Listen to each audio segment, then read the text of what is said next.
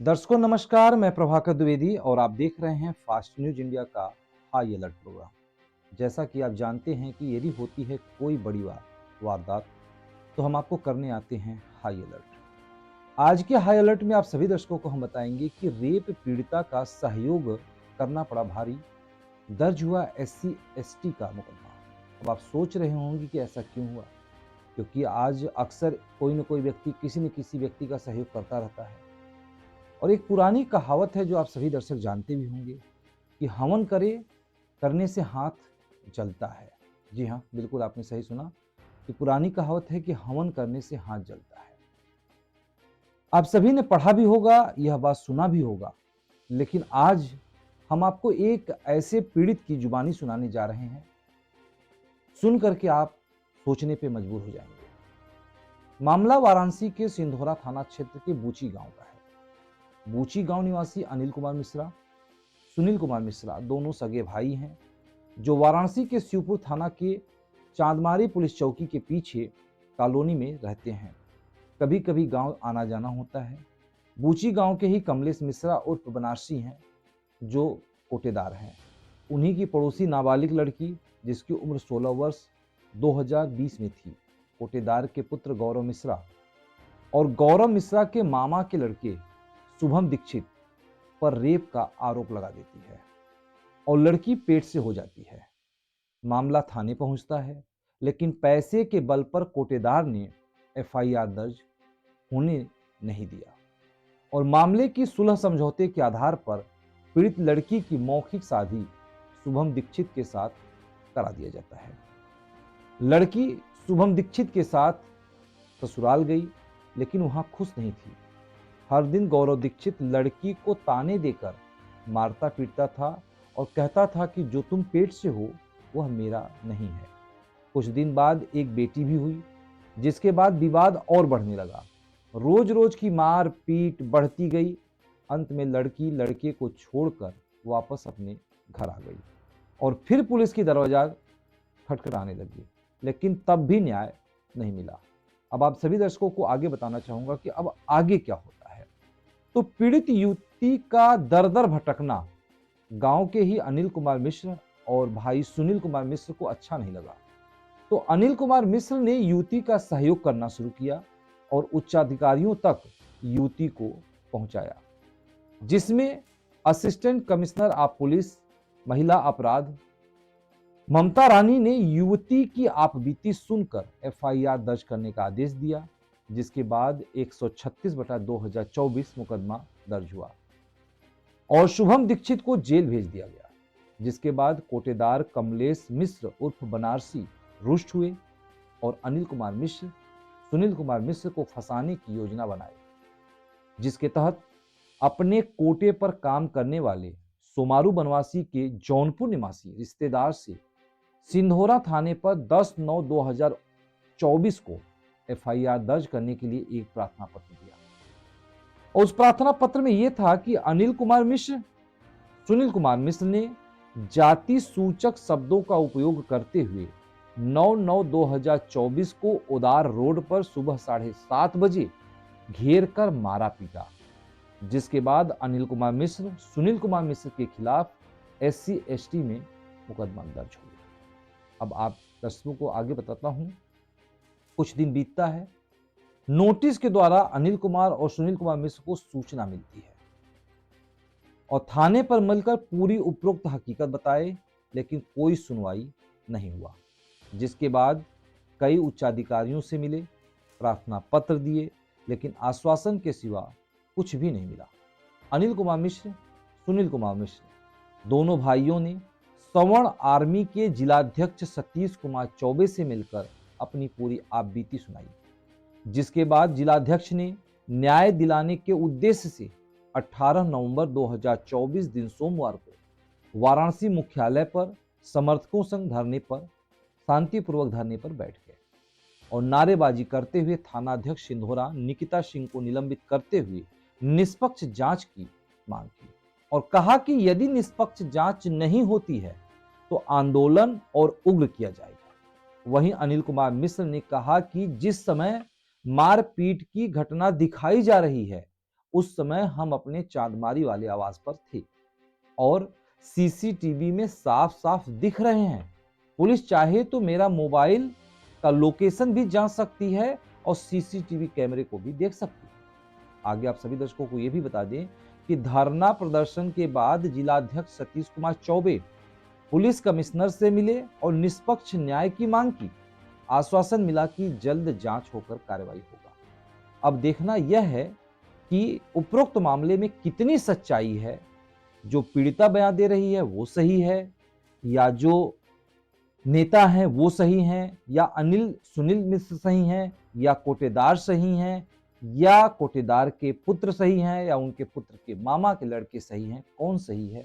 यह मामला high alert का है। अब पुलिस भी हाई अलर्ट पर है, धरना प्रदर्शन जारी है। तो आइए आप सभी दर्शकों को लेकर के चलते हैं सीधे धरना स्थल पर, जहां से आपको दिखाते हैं और पीड़िता की जुबानी, राजनेताओं की जुबानी आप सभी दर्शकों को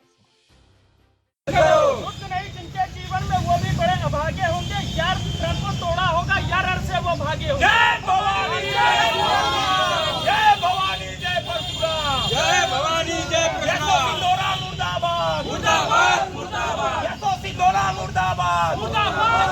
निलंबित करो निलंबित करो निलंबित करो निलंबित करो, सिंदूरा को निलंबित करो, यशो सिंदूरा निलंबित करो निलंबित करो निलंबित करो निलंबित करो निलंबित। सवाल आर्मी जिंदाबाद जिंदाबाद जिंदाबाद, सवाल आर्मी जिंदाबाद जिंदाबाद जिंदाबाद।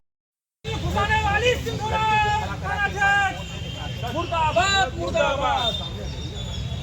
इधर आओ, हर चीज मुकदमा वापस लो वापस लो वापस लो। ग्राम प्रधान रामनगर गजेंद्रा, वर्तमान में सवर्ण आर्मी जिला महासचिव। और धरना दिए क्या मांगे आपकी है? मांगे ये है कि एसएचओ सिंधोरा नाराज होके दो सवर्ण भाई है उनके ऊपर मुकदमा करा दी है SC ST का। क्या मामला था? मामला ये है कि एक लड़की है ग्राम ऊंची, उसके यशो साहब के पास अपना मुकदमा पीड़ित वाला की जो है अनिल मिश्रा सुनील मिश्रा के पास गई। अनिल मिश्रा ने उसकी मदद के लिए उसको ममता रानी कमिश्नरेट लेकर आया। वहाँ बताया कि SHO साहब द्वारा सुनवाई नहीं किया जा रहा है।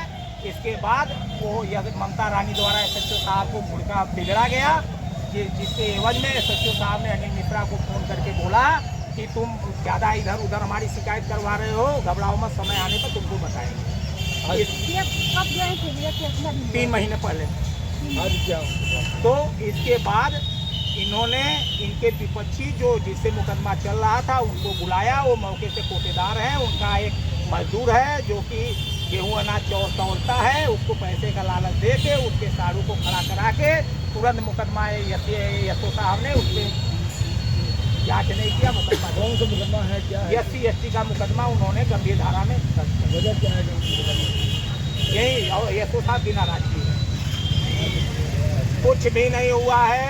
ये सब प्रशासन के लोग कह रहे हैं कि 7 बजे इन लोगों ने मारा है, जबकि अनिल मिश्रा के घर में कैमरा लगा है 9:30 बजे तक। 10 तारीख को कैमरे की नज़र में है और ये कह रहे हैं कि 7 तारीख को हमें मारे हैं। तो बताइए 7 बजे 10 तारीख को प्रशासन का नाम है आप मारे हैं, जबकि हमारे पास एविडेंस है कि 9:30 बजे तक अनिल मिश्रा अपने घर में है।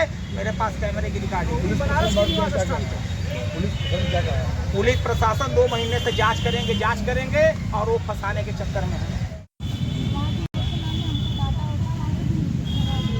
क्या मामला है? कोटेदार क्या कर रहा है?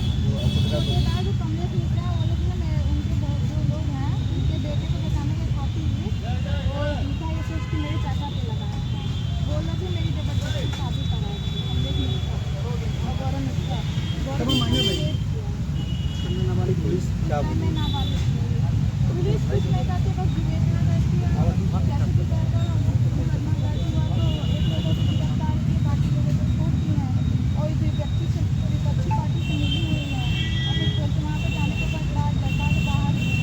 आप अधिकारी पास गई होंगी, अधिकारी ने क्या दिया होगा? अधिकारी के पास जाते हैं तो फिर वहीं पे ट्रांसफर हो जाती है, वो वहाँ से लगा देते हैं। में क्या किया? आज यहाँ पे धरना प्रदर्शन किया कि कब तक बैठी रहेंगी? क्या लग रहा है धरना प्रदर्शन देने से प्रशासन कानों में चुप जाएगी, सुन लेगी? कब तक बैठी रहेंगी? कार्रवाई ना हो।